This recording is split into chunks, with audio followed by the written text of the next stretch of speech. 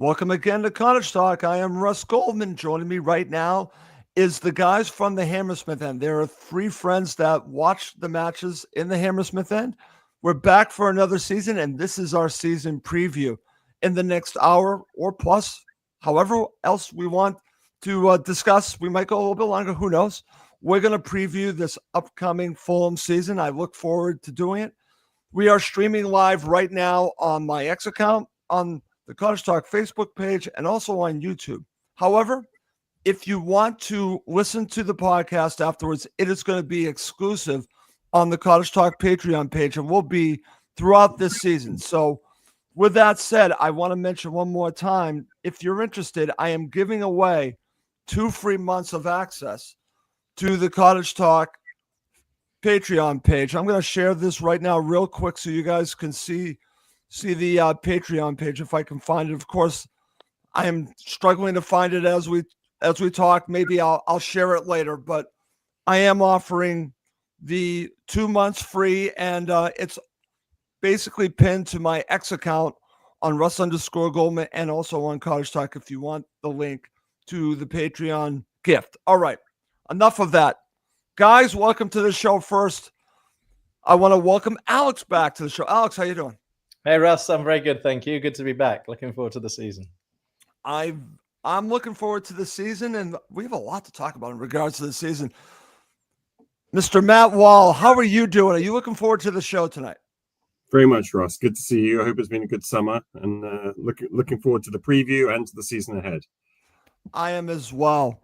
Kamal, how are you doing? Kamal's actually on the East Coast along with myself. He's in Key West. I'm actually a little bit jealous, but I'll be down in Florida in a couple of days as well. How you doing, Kamal? I'm good. I'm having good fun looking for some people who know about football around here, but it's been a bit of a struggle.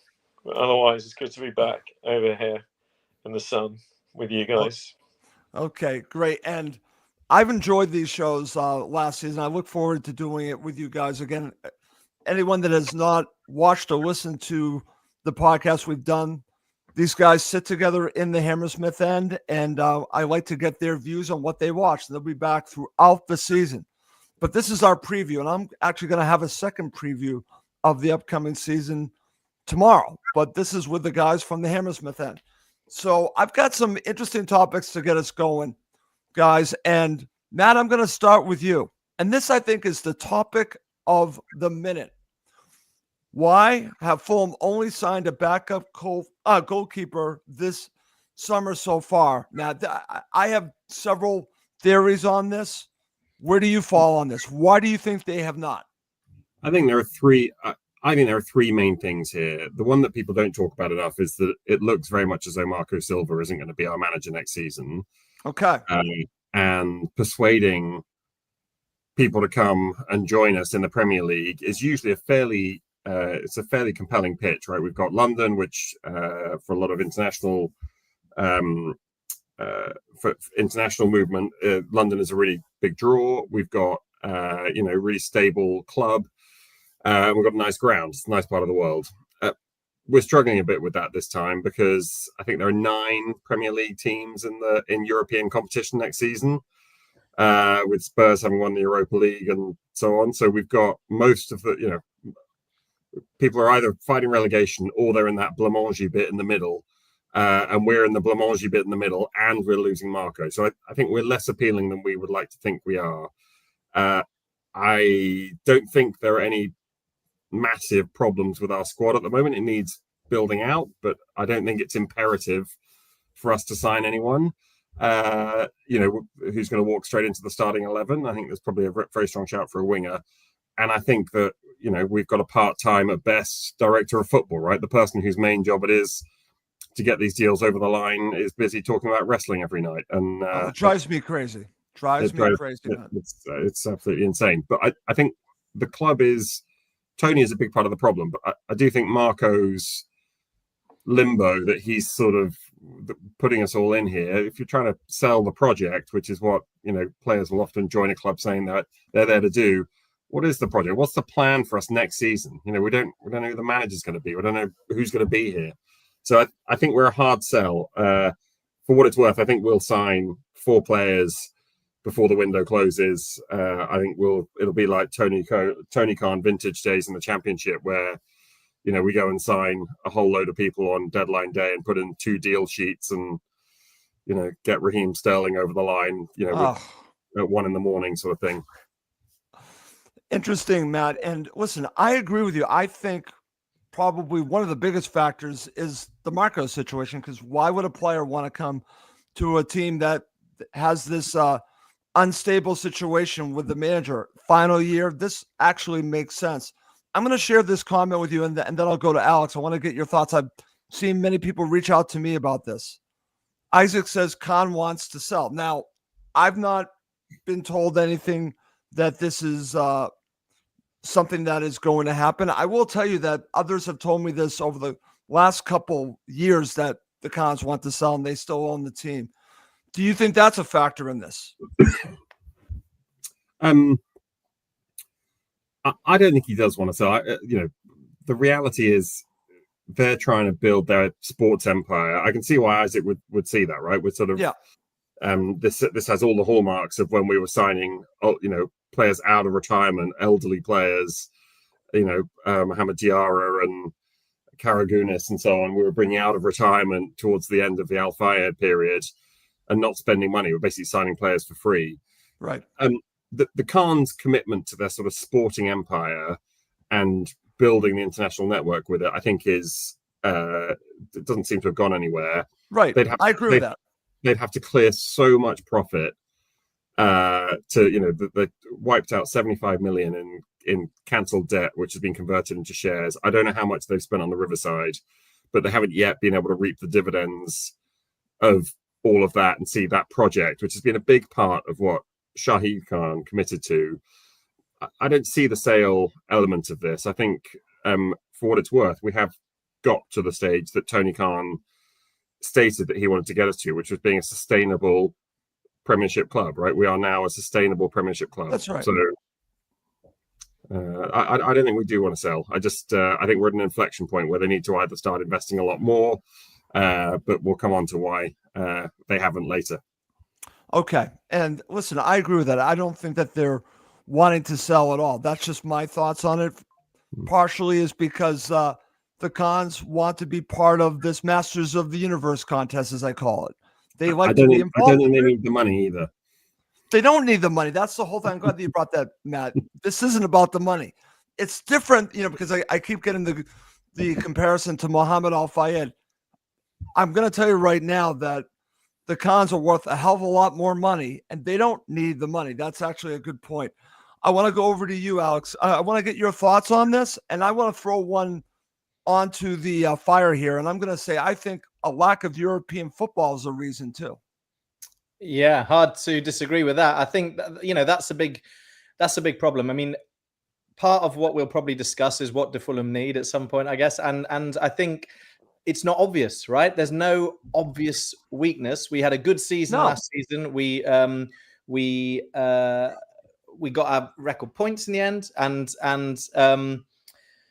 I just think it's not obvious how to improve the squad. And ideally, if you could sign a young superstar, kind of, if we, I don't know, challenge City for Rain Cherky or something like that. He's didn't go for much, so maybe somebody like that would have been brilliant. But you really need to offer a lot, including European football, to make that at all realistic.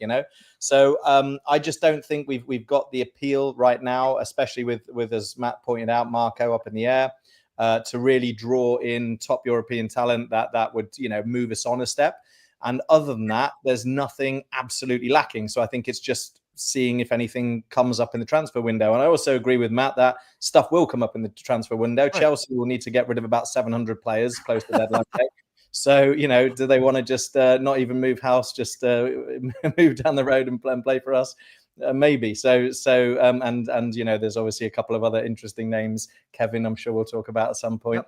I think we will still do something, but I do think that the difficulty is, as has been pointed out, it's not obvious what the project is. We don't have European football. We don't have long-term stability in terms of the manager and what the team's going to be going forward. And we don't have an obviously desperate situation where there's gaping holes in our squad. So I think all of those things have led us to where we are. But I agree with Matt, there will be a bit of movement before the window's over.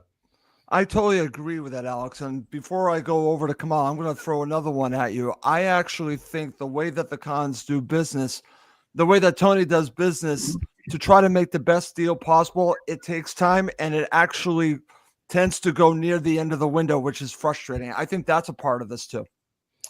Yeah, and maybe, that's somewhat sensible. Either go early or go late, I think, because late is when people become a bit desperate. They it was interesting today. I was watching the Community Shield and one of the commentators pointed out they said Liverpool have sold well.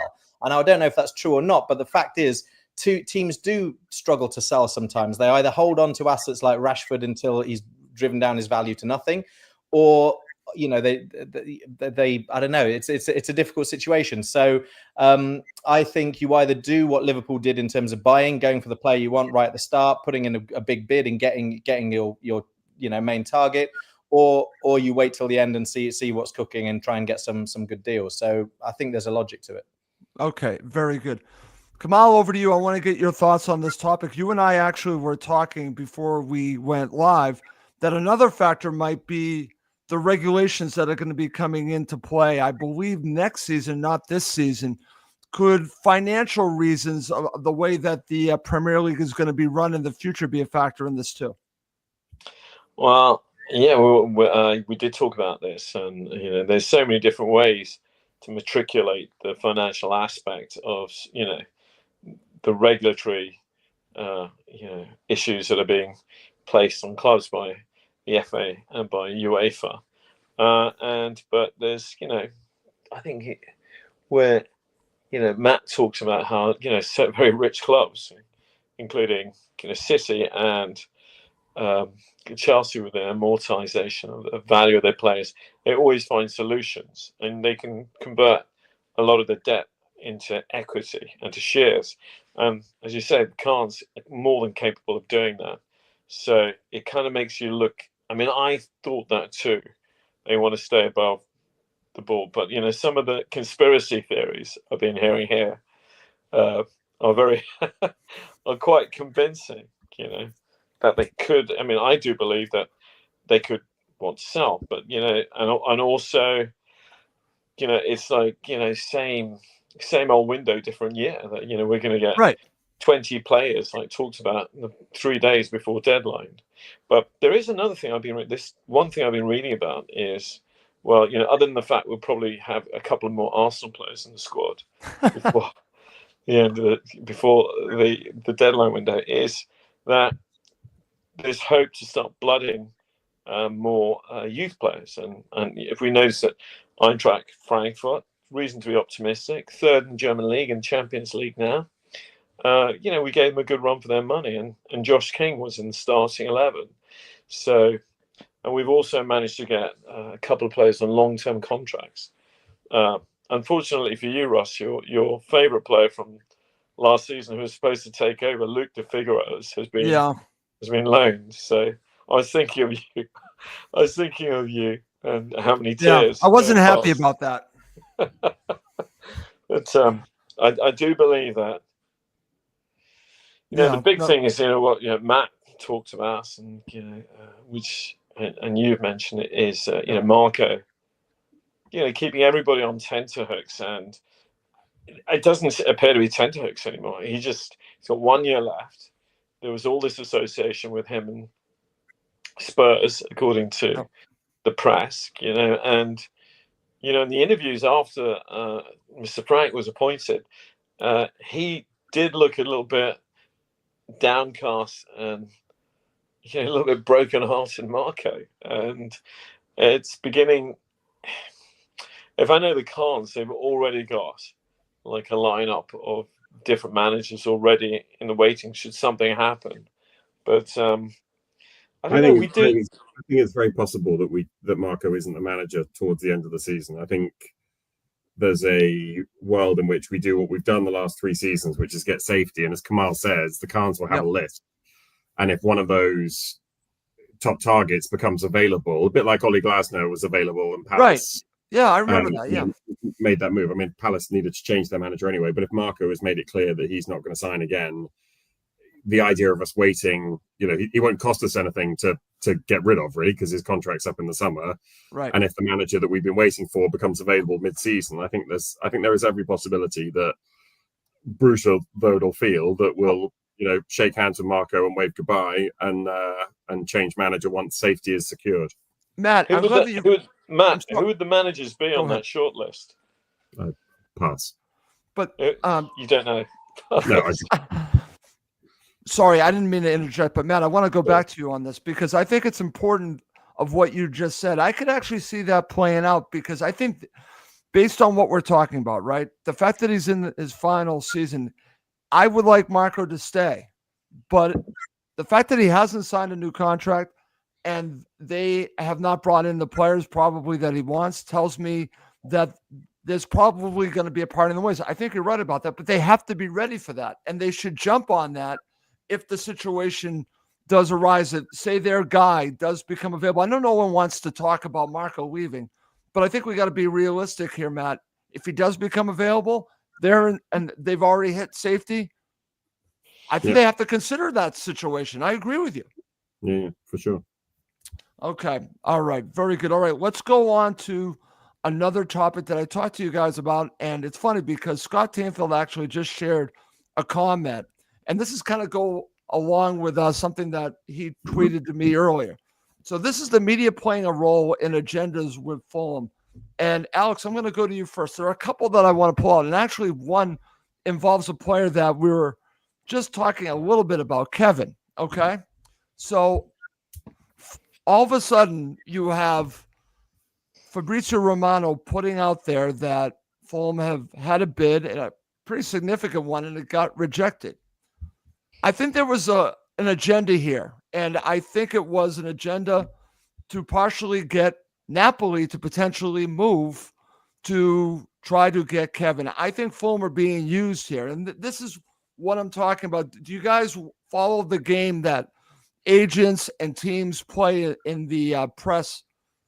Alex, I wanted to talk about Kevin because I think it was very good of Scott to bring that to my attention because I agree with him.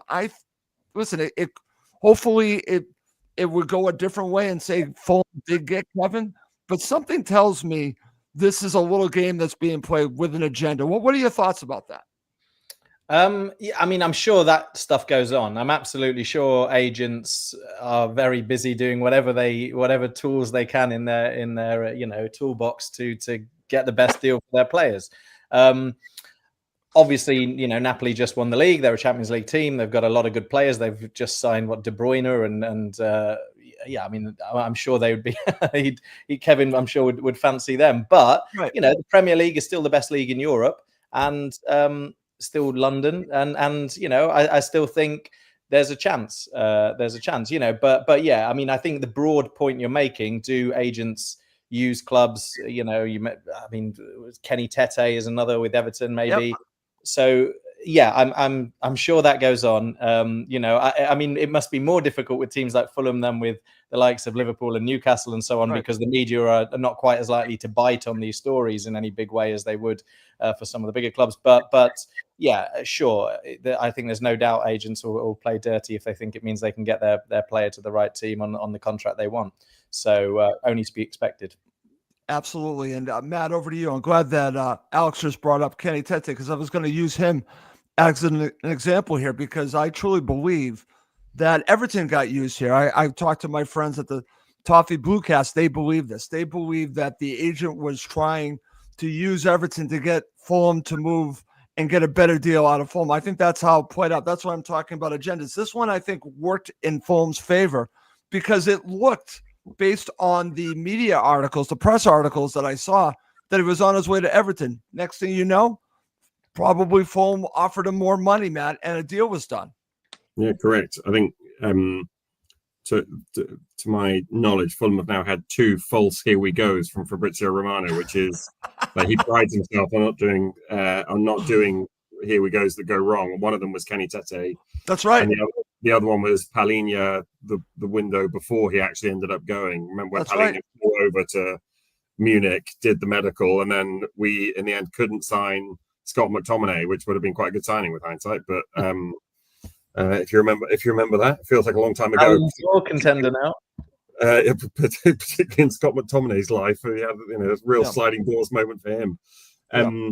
I think it's all part of the circus, and it's the agents rather than the clubs that are using it.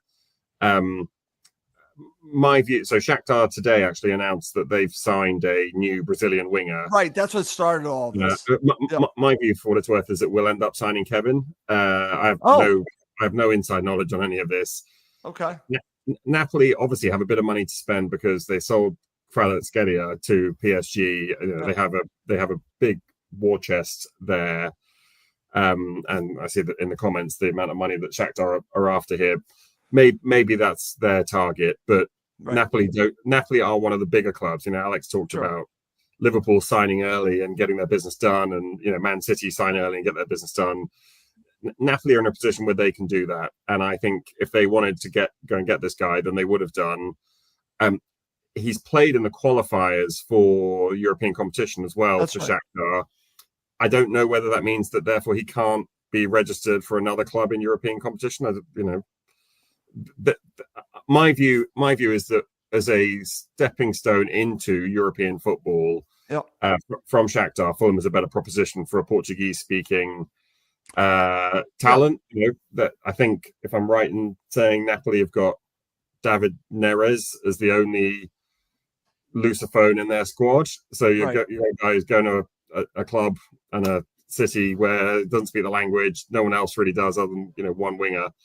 Whereas we've got an entire management team, massive Portuguese and Brazilian community and contingent in London.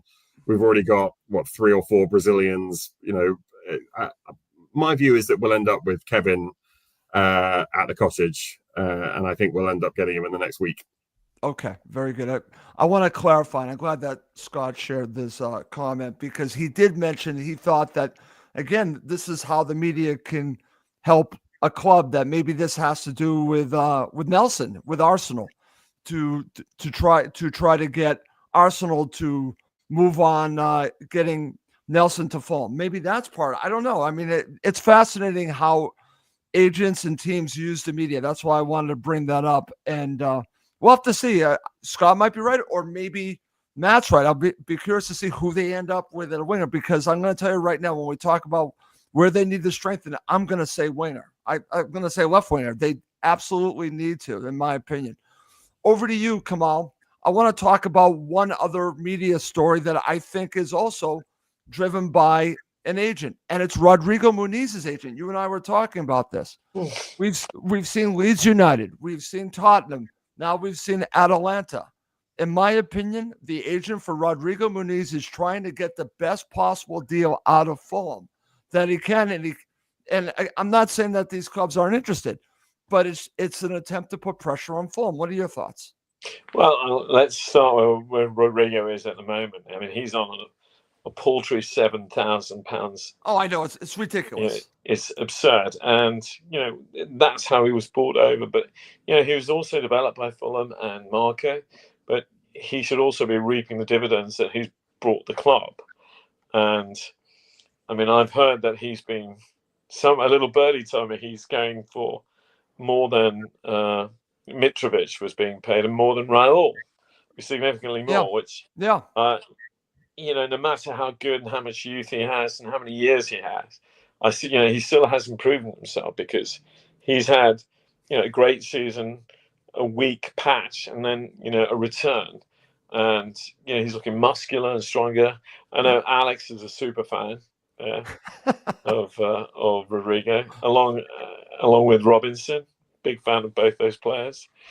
But I think it's the hustle and bustle. We do understand year by year the football is becoming a business, and it also, the valuation of the club is not solely based on its ground, and even though I understand that Craven Cottage is the most valuable piece of real estate in the UK for a Premier League club, it's also based on the players they have, the squads, and also the silverware and the inherent valuation.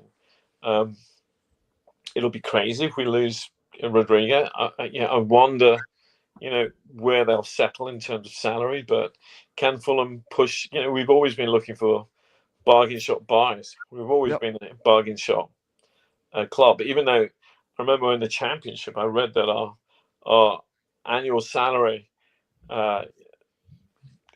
amount given was like multiplied, was like 10 times more than the next club.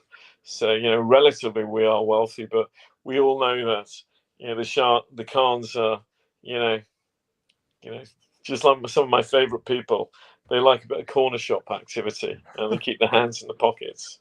I really shouldn't say that. So but No, that's it's not okay. a bad thing. I No, think we've made a lot of, No, listen, the one thing that frustrates me, and I think I understand what you're saying, is that they do their business, and they do it very sternly. They look to make good deals, and they're good businessmen, and I'll give them credit for that. I just, again, if I was running the club, I would do it differently, but maybe I would run them into the ground with the way I would run them. So there's a method to what they're doing.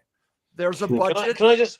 Can I revert something to that you and Matt was saying about Silva? Go ahead. About Marco not staying and the Paulinho situation, because as you know, I messaged you on that day. I said I was absolutely devastated. I know you were. He announced. I said I don't know if I could watch another match without him actually being there.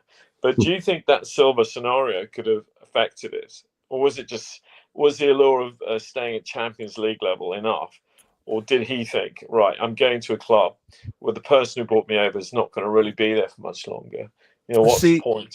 See, I'm going to say yes. Matt, do you agree with me? I think Silva not committing to Fulham might be a reason why Paulinho went to Tottenham. Yeah, look, I mean, I think there's a few things in there. I think our interest was probably only half-hearted, right? We've got Berger and Lukic, who did nothing at all to merit being dropped last season. I definitely think we need to see more goals and assists out of them and forward contributions. But I think if you're Paulinho, look, I love the Cottage and I love Fulham. He's not a fan of our club. He's got the option of going back to London, playing Champions League football as part of a project with a new manager. They just signed Mohamed Kudus for 60 million. They just at the time put in a bid for 65 million for Morgan Gibbs-White. Yeah. And we've got a guy from Montpellier who's nearing retirement for 400, to take the place of Stephen Bender, who was, like a bag of leaves, so it sat on the bench anyway. There's not a lot that you'd say Paulinho would come back for other than just the romance of it. Okay. And we're kidding ourselves if we ever thought we were in the running there. Okay. Fair enough. All right. Guys, let's move on. And this is where I really want to now dive into. I already mentioned it. I think Fulham need to strengthen. I think they need to strengthen 3 or 4 different places. I want players that are going to make a difference. I don't want them just to bring in players for the sake of bringing players. I think they need players that are going to make them better. And I think they desperately need a left winger. Now, I'm going to say this right now. I want Ryan Sessegnon to play regularly. So maybe that comes into factor here. But I think that they desperately need someone that can be an impact left winger. I'll go to you first, Alex. Where do you fall on that? And where do you think Fulham need to strengthen? Left wing's a pretty good shout. I mean, obviously, Iwobi usually plays down that side. I think my issue is that there's a few players that I want to see play more as well. I agree with you, Sessegnon. I also want to see Harry Wilson play more. I agree with that. So, personally, I'm not excited by Nelson again. I know he didn't play much. I find that massively underwhelming. A left winger. There's no obvious kind of rotation for Traore. For Iwobi. But Traore, I love watching him. Sessegnon, I think we all want to see him improve. Wilson, right. I definitely want to see more of. They're probably all competing down the right wing, but whether they can play a bit down the left, I don't know. But yeah, I mean, again, if Muniz goes, we definitely need a backup to Jimenez, a real competition there.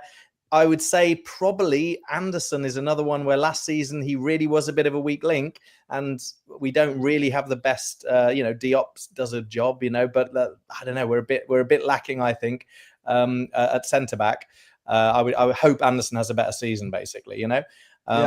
But as I mean, the other thing, you know, if for a dream move, I would love a brilliant number 10, somebody behind the striker. If you could get somebody that's really world class, who's just going to run the show and be a dream to watch, that's the role that, you know, is obviously if you could get somebody fantastic in there. But again, I'm not opposed to seeing Wilson drop into that role. I think he would be brilliant. And Josh King is I was going to say much more of the season. So there's all options. So this is the thing. I don't think there's anywhere that there's a gaping hole. There's little bits you could tinker with, and left wing is definitely probably where we've got the least cover.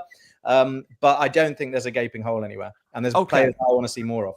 Okay. See, I think it's left wing. Go into your thoughts on number 10. I want it to be Josh King at this point. In fact, I'm going to say it right now.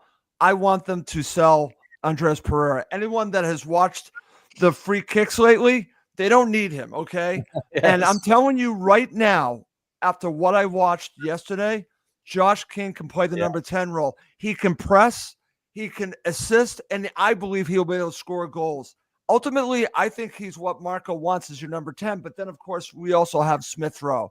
I don't want a number 10 because I think we're okay there, Alex.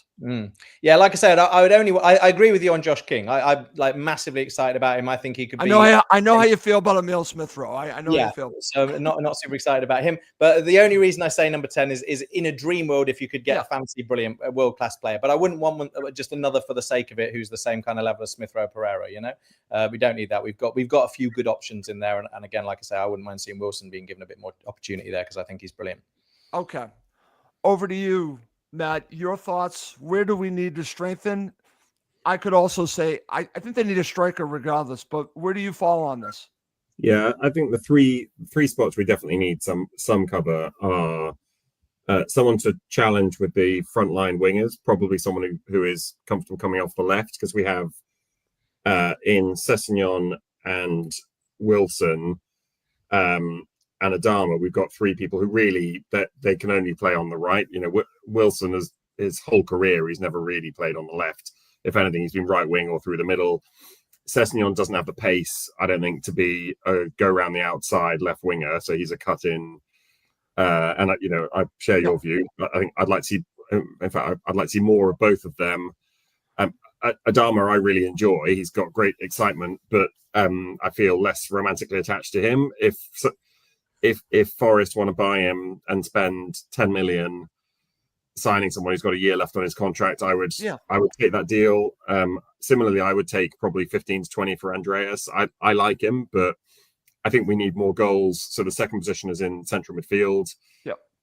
I think there's an argument for saying if we're looking for someone to come into our starting lineup, you push. It would probably be in for Lukic, who I love, but I think Lukic and Berger can cover one position for the squad, and then someone else to come in as a frontline central midfielder would be my preference. And then I do think at the moment Sessegnon is our cover for left back, which seems to be the case. And I know we've got Castagna as a versatile wing back, and we have Bassi with Cuenca dropping back in. So it's a young left back coming through, I think, would be handy. But I share your view, Russ. I think there were times last season, and every time was when Carlos Vinicius was anywhere near the squad, that I realised how much we needed a third striker. And the reality is, Raul and Muniz are quite similar strikers. So our plan B looks an awful lot like our plan A, and that's not very hard to defend against or to react to in a game. So I would go for a quick striker to be in rotation with those guys.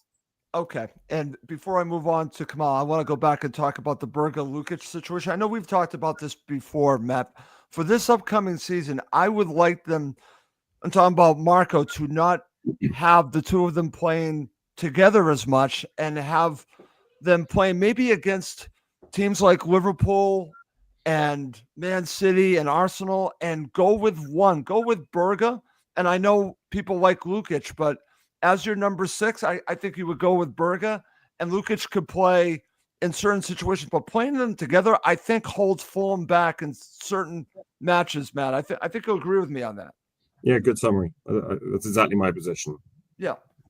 Okay, very good. All right, over to Kamal. Kamal, where do Fulham need to strengthen? Well, I mean, I love listening to everybody over here. I mean, I can see people are attached to players, and I can't disagree with it because I'm always attached to players. So, but I'm looking at a list of the squad, and one of my biggest critiques was age, and how tired the legs got towards the end of the season. Remembering that we had a brilliant first half of the season, and I think we lost 3 home matches on the trot, which was kind of gutting, and I put that down not to skill or ability, just to the bounciness and the batteries behind the legs. And I'm kind of looking at a lot of the players that we thought were young 3-4 years ago aren't so young anymore. Neither are we. Neither are we. We're older too. So the one person I think is just indefatigable is Bernd Leno, who still hasn't been picked up by the German squad, which is just laughable. But I would say I'm a bit worried about Anderson, even though he used to be one of my favorite players. And we've got that issue specifically with who we've got to back up as for Anderson. And I mean, I really am a big fan of Diop. I feel sometimes Diop should stop, but who behind those two? And the real strength. I mean, we've got now Sessegnon got picked up an injury yesterday. That's right.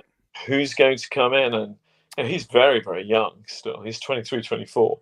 But who's going to come in and fill that role? And so the depth in the squad, I mean, I think age before beauty, but there should be a little bit of beauty behind some of these players, And also, the biggest thing for me is nobody dares touch, the sacred crown of Raul and Rodrigo. Rodrigo's young, but how old is Raul? I think he's 30. He's 33. Yeah, I think for me, I'm sorry to say this, his free kick yesterday was amazing. Unbelievable. And Pereira should not be allowed. No. But I do think we really have to be serious about finding the new. I think the problem we got with Raul is that so we extended him, which I think on balance probably the right thing to do. Otherwise, we'd be desperate. And our PCR sort of wiggle room is minimal, right? We don't have a huge amount of money to spend on a position where we've got someone there. But it's a World Cup year, and he's in a real battle with the guy who's just gone to AC Milan. What is his name? Not good. Jimenez. I think it's another Jimenez. Santi Jimenez. Okay. Yeah, I got there in the end.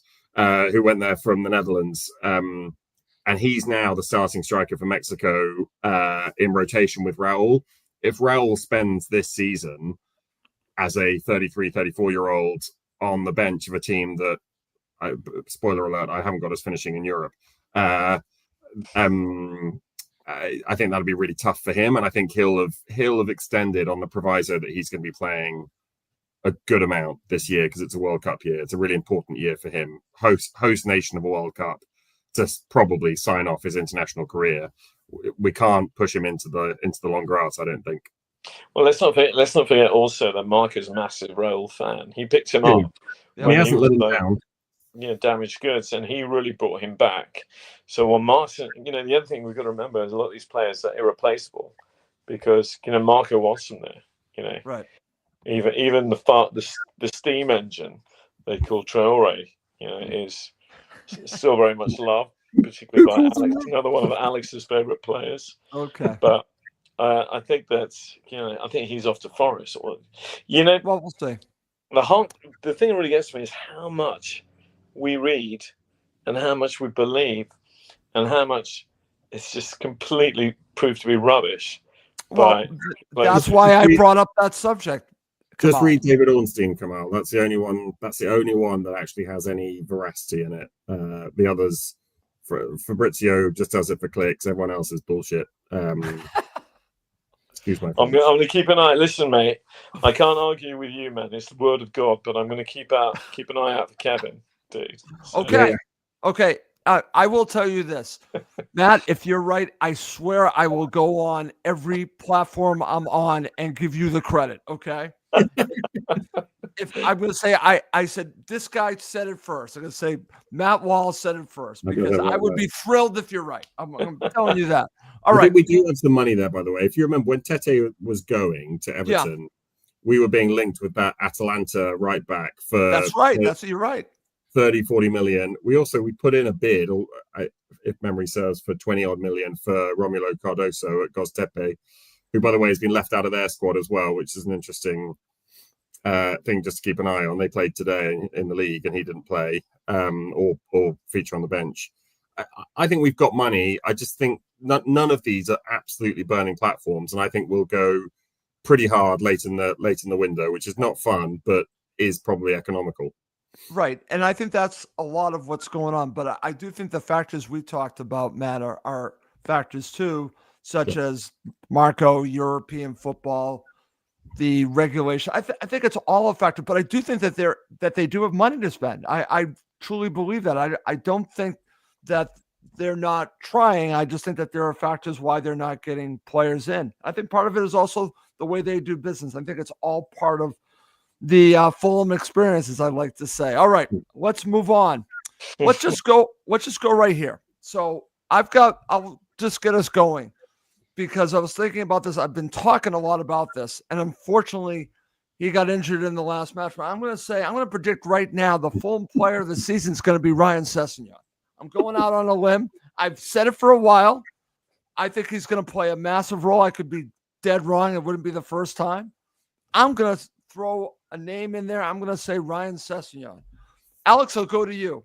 I want you to predict a Fulham player of the season. Okay, so I mean the obvious choices are Bassey and Robinson for me, but I'm going to take a leaf out of your book and go for a bit of a wild card. Okay, go ahead. For me, it's a toss-up between Josh King and Harry Wilson. Wow, one of those two is going to come to the fore this season.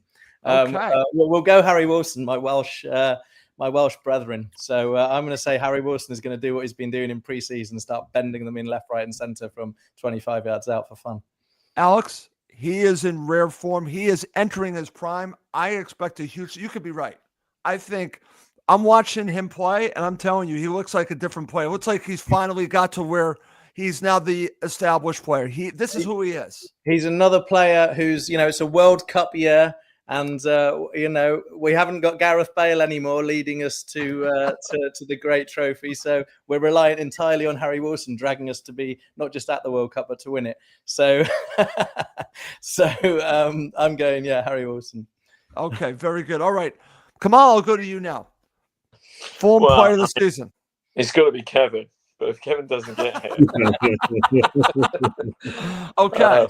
It's going to be. Whoever the player season, the player of every season for the last 3 years has been Leno. He's just without Leno, we would just probably be struggling every year. But other than Leno, it's a funny one. I mean, I'm looking at the squad right now, and let's not forget Bassey, let's not forget Teto, but let's also think of some of the players. It is a World Cup year, and a lot of the players. I would like it to be ESR. Because of how much money we spent on him, but I just don't think it's going to be that. And I suspect it's going to be the breakthrough. The only player that we can have that we can call a breakthrough player would be Josh King. I think so. And our friend here, Tony Gold, is going with Josh King. Is he there? Is Tony there? Yes. Is he on the comments? Yep. All right, mate. I'll see you again this year, I hope, after a match. Haven't seen your brother during the show. Is he still in Budapest? Oh, I'll message him. Okay, while you do that, I'm going to go to Matt. Matt, who is your player of the season? Who do you think could be player of the season? So when this first came up, I thought Bassey again. I think Bassey will be a big target for other clubs next season. The reason I'm not going to go with Bassey, though, is the African Cup of Nations in the middle of the season means that he'll be gone probably. Nigeria, got a good team.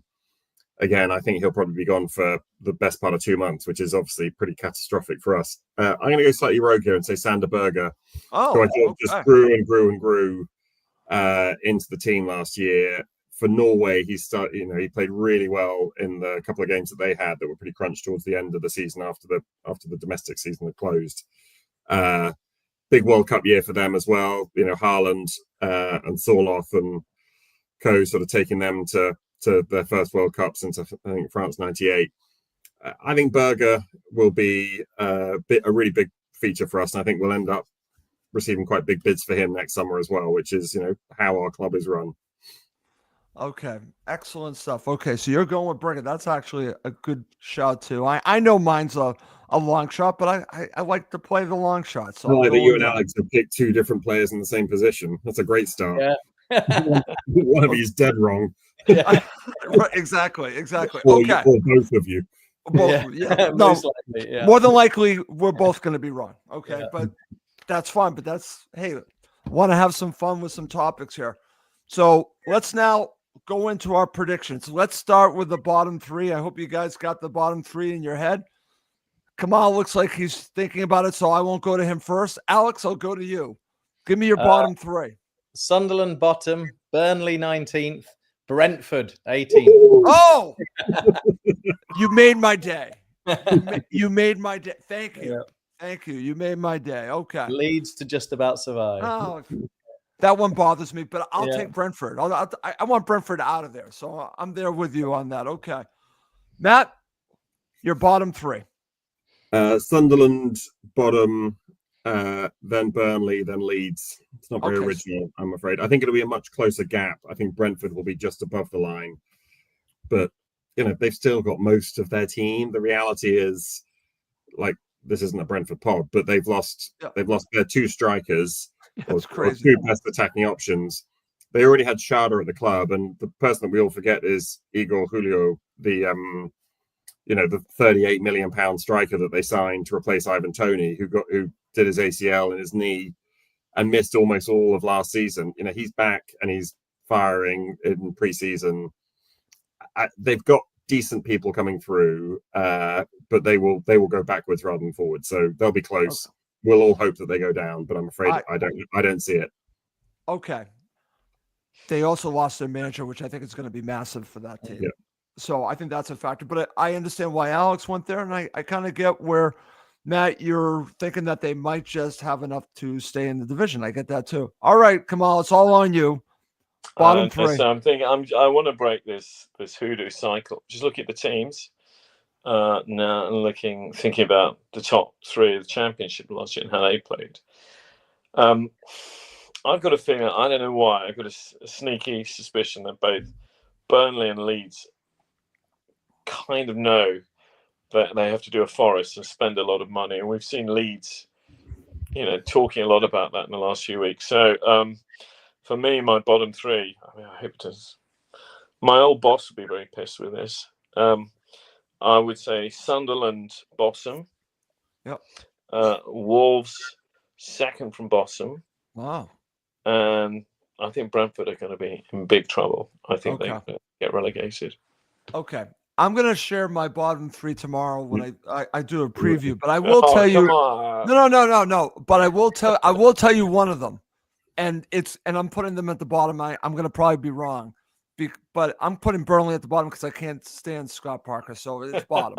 Okay, so I'm just telling you that right now. That's a little preview. I'm actually not going to predict anything here. That might disappoint you guys, but I'm doing that tomorrow. I'm doing another show. I have to leave the other show with something. So, all right, let's now move on to the top six. All right, Matt, I'll go to you first. Who's your top six, 6-1, and give me the champion? Villa in 6, United in 5th, Chelsea in 4th, Arsenal in 3rd, City in 2nd, Liverpool in 1st. Okay. And I kind of like that. Okay. I'll go to you, Alex. How about you? Very, very similar. I've got Spurs in 6th. I think Thomas Frank will do a really good job there. Man United, I think they're spending well, and I do think Amorim is going to be a good manager, unfortunately. I really hope I'm wrong, but I think United will come 5th. Chelsea, I've got in 4th. I wouldn't even be surprised if they start to interfere with the top 3. Arsenal 3rd, Man City 2nd, and Liverpool to win it again. Okay. I think it's going to be hard not to pick Liverpool to win it again. I think it's really tight though. I don't think it's nailed on. I think any of Man City, Liverpool, and Arsenal could win it. And I wouldn't be amazed if Chelsea did something. I mean, they already won the World Club Cup. Apparently, they were very good today. I think they beat Milan 4-0 or 4-1 or something. And they've got a lot. Yeah, they're playing well. Yeah, I'm worried about them. I get that, but I still think we're going to beat them. I'm going to say that right now. I'm going to say it right now. Anyways, Kamal, give me your top six. I want to try and be a bit left field here. I want to be a little bit. Of course. And I really loved the way Palace played today. I found them very exciting to play, even though they play in bursts. But they're not going to be in the top six. But I'm definitely doing a top six without both Spurs and United. I just don't think they will have recovered. I don't think they need a complete squad overhaul. Yeah, apparently Palhinha played an awful game the other day, and I was very happy about that. So, but I would put. I'm just looking. No, for me, it's going to be. I'm still in with the underdogs. I would say 6, Forest. 5th, Brighton. I hate to not say my own team. 4th, Chelsea. 3rd, Arsenal. 2nd, City. Champions, Liverpool. But I hope Liverpool don't win it. I hope I'm not upsetting anybody listening out there. I hope it's going to be a different club. It's going to be one of the non-regulars. Shake it up a bit. Well, Chris Goodwin, who I just shared a couple comments, is a Liverpool supporter. I'm sorry about today, Chris. I actually watched that. Sorry. But, all right, guys, we're going to finish up the show by talking about Fulham. But before we do that, before we predict Fulham's position in the league, I want to just get your thoughts on just them in general heading into our prediction, okay? I'm not going to share my prediction again. I'm sorry, guys. But I will tell you that I think right now Fulham are looking like a team that is pretty set. As Matt, you said, do they need a lot? Probably not, but they need quality. They need to add to what they have to get into Europe. They've not done that yet. I think they look like a mid-table team right now. I'll go around the room with you guys. I want to get your thoughts. Do they look like a mid-table team? Over to you, Matt. Am I wrong about that? Do they look like they're mid-table already? Yeah, no, I think mid-table feels about right. I think there's a chance that we'll be forced into the market. I think, I love the guy, but if we get a 50 million offer for Rodrigo Muniz, I think we have to take that, right? It's pure profit at this stage. He cost us 6 million. And he's 4 years into his contract. That's 50 million profit in effect now. Sorry for any actual accountants out there. Sure. And if we recycle that into a 20 million signing of Romulo Cardoso, I quite like that. That might take us up the league a little bit, where we've got a bit of wiggle room. But no, I think we feel steady, borderline stale. Okay. How about you, Alex? Do you feel that way too? Or am I putting words in your mouth? No, I think steady borderline stale is about right. But I would add a little proviso. I am worried about, because I think that Marco is somebody that gets the players determined to win week in, week out. There's a great spirit there. You see, it means a lot to them every game. I really feel that. And I'm worried if he's half out, that we'll lose a bit of that. And I think you only need to go down 2%, and you're going from 53 down to worrying about 40. So while I will say I think we're going to come mid-table, I think we'll be a place or two maybe below where we were last year, but I think we'll be mid-table. I don't feel 100% sure saying we're safe as houses going into the season because of that worry about whether we've got that same drive, togetherness, and kind of fight and belief that you need in a Premier League season. So that would be my worry. And that's a fair worry, because I've seen that with other clubs I follow. If a manager is not all in, that can affect the team. So that's actually a good way to put it there, Alex. It doesn't make me happy, but it's going to be food for thought. Over to you, Kamal. Before we talk about getting your prediction, just thoughts on the team. Do you agree with the guys and me? Listen, I know for sure that we're going to have Sterling, Nelson, and Kevin. Wow! By what is it? 19th of the 28th of August. What's the date? What's the deadline date? 2nd of September. So 1st of September is the. And I'm looking for some Roy the Rover stuff this year, and I think that, as John Bon Jovi said, Marco's going to go down in a blaze of glory. Wow. And he's going to want to be employed by one of the best Champions League teams, and he's going to throw everything into it and refuse to sign a contract. He's not somebody I know, seeing from him, who's going to allow his own personal contract situation affect how much drive he gets. So I think we are, all of you guys are kind of saying there's no progress or backwards. I'm going to say the opposite. I'm going to say we're going to capitalize on what we did last year, because we do have some phenomenal players, and the upside of having players who know each other really well is that they get better the more they play together. So sorry guys, I know this is going to disappoint you, right. but I'm going 7th or 8th. Really? Okay. So we've got Kamal going for 7th or 8th. He's pulling a Goldman going that way. I don't even know if I'm going to do that. You'll find that out on the next show. Alex, are you going to a Goldman level of a prediction of 7th, or where are you going on this? I'm going 12th. I'm sorry. Oh, okay. That's sensible. Yeah. That's sensible. 12th. Let me ask you this. Is there a threat of relegation? Yeah, there is. Like, you cannot take it for granted. I mean, Matt talked about the blancmange in the middle. That's realistically where we're at. And all you need is a bad start, and you start to get, pressure on the players every game. Maybe the fans start to turn. It doesn't take much for an environment to turn a bit sour, and especially as there might be anger about us not signing players, Marco's situation. So I don't think you can take any of this for granted. I hope Kamal's right. I do think he's probably right as well about, Marco will care about his reputation. He will care about his next job, and he probably has enough, professionalism and dignity to hopefully inspire the troops as well as he has done in the past. So I hope I'm wrong, but I would say that there just is the risk there. So, I'm saying 12th because I do think we'll be about the same as we were last year. Okay. But I do think we can't take for granted that we're not going to get ourselves in a scrap. Okay, excellent. Matt, you're going to have final word on the prediction here. What's your prediction for Fulham? That's pretty bleak. 14th. Ooh. I think. I just think so. We finished. I think it was Gary on the comments talked about the fact that we lost so many games towards the end of the season, which was through a lack of investment. This is all true.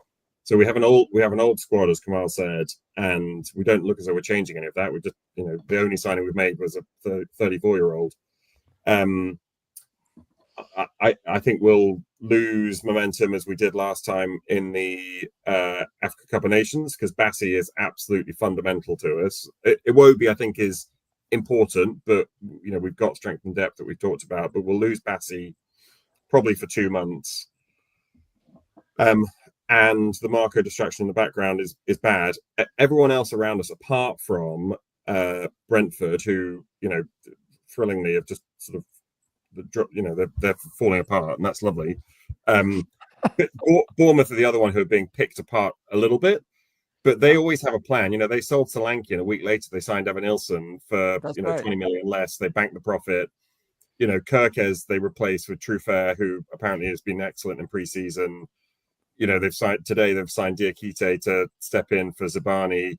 They seem to have a plan, whereas we sold Mitro and brought in Raul Jimenez, who at the time, as Kamal just, his words were, damaged goods, and we polished him up nicely.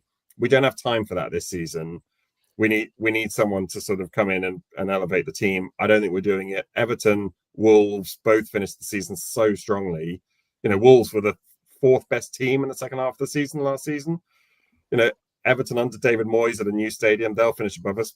I think most of us have got Spurs and Man United, who did finish below us, in the top 6. You look at it and you say we might be quite good, but a lot of teams are better than us. And I think 14th, it was 16th, and I bumped us up a bit. But okay, yeah, sorry, I think we're in a bad spot. Okay, if they make signings, could that change your mind? For sure. Okay. For sure. But we're basing it on right now. And right now, I understand why you're going that. I could change my mind, but I'll share my views on the next episode of Cottage Talk. Sorry, everyone, but I will. That's a tease for the next episode with Tony Gold. But guys, fantastic show. Before we go, and I just want to mention, I mentioned this at the top of the show. So if you're just joining now, I do want to mention the Cottage Talk Patreon page one more time, just because the one thing about it is that I am offering 2 free months, so please do take me up on this gift. This show, we're streaming live, but the podcast version throughout the season will be on the Cottage Talk Patreon page. I'm giving you 2 months to see what it's all about, so please do check that out. It's on the top. It's pinned to my X account and also the Cottage Talk X account too, so you can get it right there. All right, guys, fantastic show. Let's go to final thoughts. I'll go to Matt first. Thoughts on the show, Matt? Did you enjoy yourself? I enjoyed myself very much. I have a question for you guys, which is Josh King or Emile Smith-Rowe going to start behind the striker next week? I already said Josh King, Matt. I could very easily be wrong, but I think over everything that he's done, he's deserved that role. The question is, will Marco do that? And I think that he'll end up going with Emile Smith-Rowe. But if you're asking me, I think he should go with Josh King, Matt. Yeah, I think he'll go with ESR as well. I think apart from else, financially, the investment is too great in Emile Smith-Rowe to not play. You can't. That's a part of it. You can't bench him when he's our most expensive signing. I think either way, Josh King will have taken the role within 6 weeks. Okay. I agree with that. Okay. I'm just telling you, anyone that has watched him this summer, it's hard to see that he's not going to be playing that role at some point, Alex. I agree with you on that. I think you're going to see him in that role, starring in that role. I think it's going to happen. My dream transfer, to be honest, right now would be someone from Saudi Arabia coming in and buying Emile Smith-Rowe for 40 million. We can. I think Alex would be happy with that. We have Wilson and King as our rotation number 10s, and we just spent that money on signing someone else. Okay. All right. Alex, any final thoughts before we go? No, great show. Really enjoyed it. Let's try and stay positive. Yeah, you've got me massively worried about the African Cup of Nations now. I was forgetting that. I think somebody mentioned it in the chat there as well. Very good point. That's definitely something to panic about, just to add to the woes. But I'm still looking forward to the start of the season. Okay, very good. Kamal, I'm going to give you the final word in Key West. You're in Florida. I'm going to be in Florida, but we're not going to be meeting in it someday. No, I'm not going to chance. Someday. I don't see enough people kicking footballs around here on the estate that I'm in. So, on this ground. So I'm thinking. Kamal, you're at Key West. What do you expect? It's Key West. Oh, yeah. They kick a lot of other things around, but not football. If you're in Duval at midnight, you'll see a lot of things getting kicked about. But I would say that the show is getting better and better, and it's really interesting to see you getting some of the Fulhamish team being transferred into this show as well, which just. You've been having some people, some of the. Well, you've been having some great, guests on the show. Okay. And other than us, the three amigos, you've been really getting some really good people on. And thank you. Even though I am like a guest on one of your shows, I'm still going to subscribe to your Patreon, and I'm going to. Like my brother, I'm going to give you an annual up front because I think if you like something, support it. So thank you, Kamal. I really appreciate that. I appreciate everyone that actually has supported the Cottage Talk Patreon page. And like I mentioned, it means a lot to me. I'm going to be doing a lot on that page and really going to give it all that I can because I enjoy it. And in some ways, it allows me to be more creative on that Patreon page. I think of different types of shows to do. So you're going to get a lot on that Patreon page. Anyways, we've gone over an hour. So I think I need to wrap up this show, but we're going to be doing a lot of shows with these guys and it will be exclusive podcast version on the Cottage Talk Patreon page. So please check it out. I'm Russ Goldman. He's Alex. He's Matt. He is Kamal. Thank you once again for watching Cottage Talk.